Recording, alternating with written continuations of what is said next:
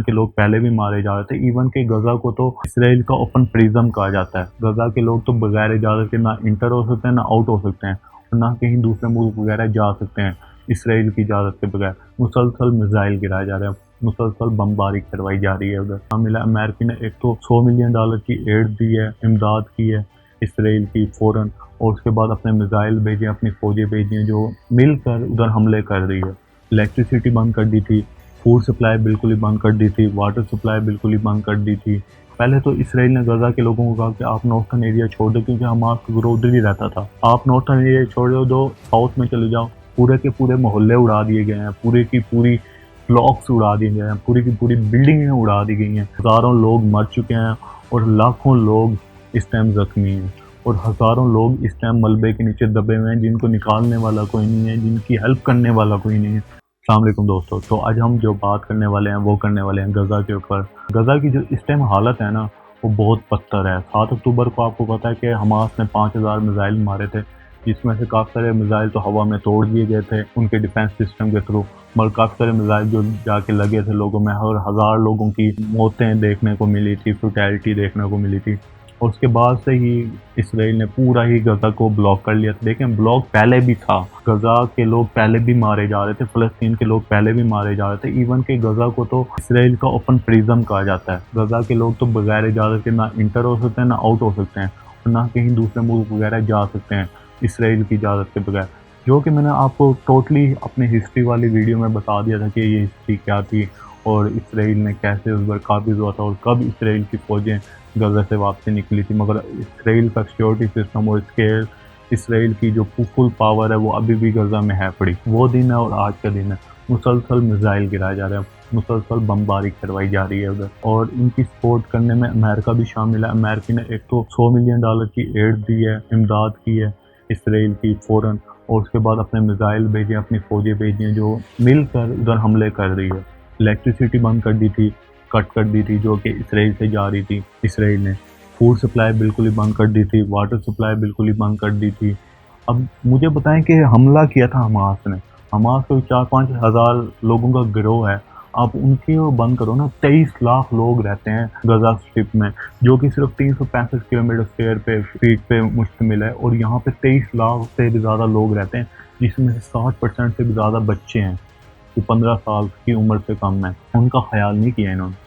लेकिन मार तो पहले भी रहे थे, मैं बार बार कह रहा हूँ। पहले तो इसराइल ने गज़ा के लोगों को कहा कि आप नॉर्थर्न एरिया छोड़ दो, क्योंकि हमास का ग्रोथ उधर ही रहता था। आप नॉर्थर्न एरिया छोड़ दो, साउथ में चले जाओ, हम हमास को ख़त्म करना चाहते हैं। फिर भी उधर 11 लाख से भी ज़्यादा लोग रहते थे नॉर्थर्न एरिया में। अब काफ़ी ज़्यादा उधर हॉस्पिटल भी थे, मरीज़ भी थे, ओल्ड भी थे, प्रेग्नेंट वोमेन भी थी, जिस पे उन्होंने बार बार वीडियोस भी बनाई गज़ा ने, जो अपलोड की कि भाई इधर वोमेन्स हैं, यूँ हैं, हॉस्पिटल्स हैं, आप ऐसे ना करें, कुछ देखें।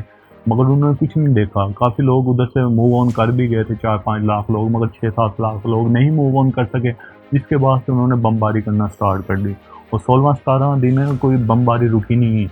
पूरे के पूरे मोहल्ले उड़ा दिए गए हैं, पूरे की पूरी ब्लॉक्स उड़ा दिए गए हैं, पूरी की पूरी बिल्डिंगें उड़ा दी गई हैं। हज़ारों लोग मर चुके हैं और लाखों लोग इस टाइम ज़ख्मी हैं, और हज़ारों लोग इस टाइम मलबे के नीचे दबे हुए हैं, जिनको निकालने वाला कोई नहीं है, जिनकी हेल्प करने वाला कोई नहीं है। क्योंकि किसी को क्या पता कि भाई मैं उसकी हेल्प करने जाऊँ, उसी टाइम दूसरा मिसाइल आके गिर जाए। ये तो हालात हैं उधर के। उन्होंने ना स्कूलों को छोड़ा, ना हॉस्पिटल को छोड़ा, ना किसी शेल्टर को। उन्हें पता है कि भाई हॉस्पिटल जाके लोगों ने पनाहें ली, उन्होंने उस हॉस्पिटल को भी उड़ाया। अब एक क्रिश्चियन का हॉस्पिटल था, वो उसको भी उड़ा दिया उन्होंने, और उसके ऊपर अब ये ब्लेम कर रहे हैं। काफ़ी लोगों ने अब फिर आवाज़ उठाना शुरू किया, अंग्रेज़ों ने, तो अब वो ब्लेम कर रहे हैं, नहीं ये हमने नहीं उड़ाया, ये यूँ हुआ है, ये उन्होंने ही, हमास ने ही हमला किया था।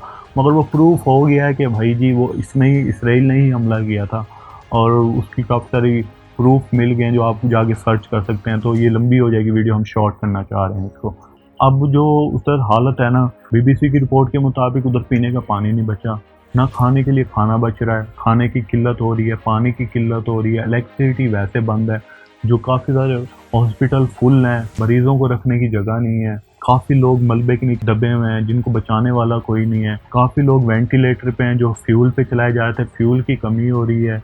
जितने भी लोग मरे हैं उसमें 70% बच्चे मरे हैं, जो कम उम्र वाले के थे, औरतें मरी हैं, मगर इस चीज़ का दुनिया को कोई ख़्याल नहीं है। जब हमास ने हमला किया था जिसमें फ़लस्तीन का कोई हाथ ही नहीं था, आम लोगों का कोई हाथ ही नहीं था, दुनिया टेररिस्ट और पागल हो गई थी और अब 17 दिन गुज़र गए हैं और हमले किए जा रहे हैं, अब दुनिया खामोश है।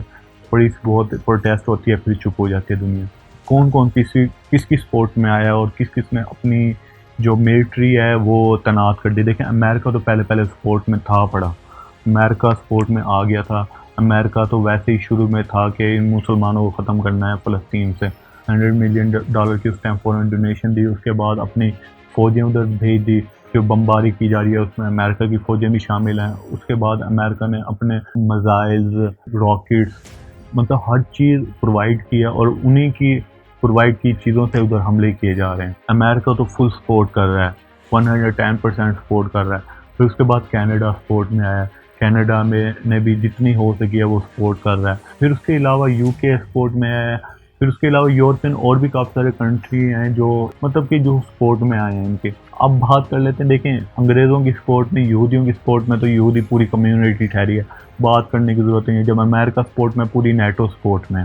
अब बात कर लेते हैं कि भाई उनकी सपोर्ट में कौन है। देखें उनकी सपोर्ट में कोई भी नहीं आया, इवन के पाकिस्तान ने अभी तक कोई बात नहीं की। ईरान बातें कर रहा है सिर्फ, अभी तक उसने कोई एक्शन नहीं लिया। अभी उसने ये धमकी दी हुई है कि इसराइल को कि जब आपने ग्राउंड ऑपरेशन किया ना तो आपको और जगह से भी जवाब देखने को मिलेंगे।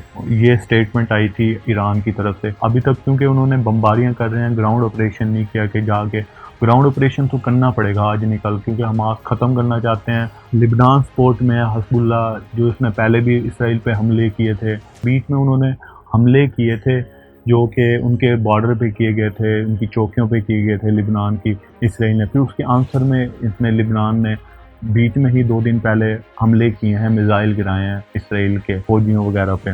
देखें रशिया की भी सपोर्ट देखने को मिली है, रशिया ने ये बात की है चाइना में खड़े होकर। रशिया का जो प्रेसिडेंट था ना पुतिन, वो गया हुआ था चाइना के दौरे पे और उसने वहाँ पे खड़े होकर ये बात की है। अमेरिका ने इन्वॉल्वमेंट की थी यूक्रेन की वार में भी, ये पुतिन ने बात की है और वहाँ पे उन्होंने उनको मिसाइल्स प्रोवाइड किए थे जिन्होंने हमारे हेड क्वार्टर रहा है। उससे हमें तो कोई फ़र्क नहीं पड़ता, मगर इससे अमेरिका को ज़रूर फ़र्क पड़ेगा। उसने कहा और अब जो अमेरिका इसराइल को ये चीज़ें प्रोवाइड कर रहा है, यहाँ पे भी उसको रिस्पॉन्स देखने को मिल सकता है। ये पुतिन ने उधर खड़े होकर बात की और चाइना में खड़े होकर बात की, इसलिए डेफिनेटली चाइना पे भी इसकी बात का दबाव पड़ेगा। उसने पहले ही बता दिया कि मैं इन हूँ, अमेरिका के मुखालिफ है वो वैसे भी, और वो इन है ऑलरेडी, क्योंकि उनकी यूक्रेन से वैसे वार चल रही है और यूक्रेन को अमेरिका वैसे सपोर्ट कर रहा है। अब अमेरिका इसराइल को सपोर्ट कर रहा है और गज़ा को अब सपोर्ट करने के लिए, देखें वो अपने बदला लेने के लिए गज़ा को सपोर्ट कर रहा है, मगर कर रहा है। उसने अपने जंगी हथियार उधर तैनात कर दिए हैं और ये पता चल गया कि वो भी इन है। और इसी के साथ अमेरिका ने अपने 2 बड़े एयरक्राफ्ट कैरियर उधर तैनात कर दिए हैं बहर रूम में, जो कि गज़ा के वेस्ट में, ताकि कोई और इन्वॉल्व ना हो सके। इसी तरह यूके ने भी अपने जहाज़ भेज दिए, अपने त्यारे भेज दिए हैं। मतलब कि यूरोपियन कंट्री से फुल सपोर्ट आ गई है और काफ़ी ज़्यादा मिलिट्री उधर तैनात भी हो गया है गज़ा के वेस्ट। इसी के साथ परसों ये रिपोर्ट आई है कि चाइना ने भी अपने एयरक्राफ्ट कैरियर बहरी जहाज़ भी इधर से 6 रवाना कर दिए हैं, जो कि मिडल ईस्ट की तरफ रवाना है। और इसी तरह कोई और अभी तक मुस्लिम ममालिक ने कोई सपोर्ट नहीं की। हाँ, तुर्की कर सकता है क्योंकि तुर्की ने पहले भी हमला किया था, तो तुर्की ऑलरेडी है तो इन्वॉल्व। अगर वो अभी भी आंसर नहीं करता, अभी कोई इसका कोई इन्वॉल्वमेंट नहीं आई, मगर लगता मुझे ये है कि तुर्की भी ऑलरेडी इन्वॉल्व है पड़ा, तो तुर्की भी गज़ा को ही सपोर्ट करेगा, फ़लस्तीन को ही सपोर्ट करेगा। और कोई भी मुस्लिम ममालिक ने अभी तक कोई स्टेटमेंट नहीं दी, कोई अपनी फ़ौजें नहीं भेजी।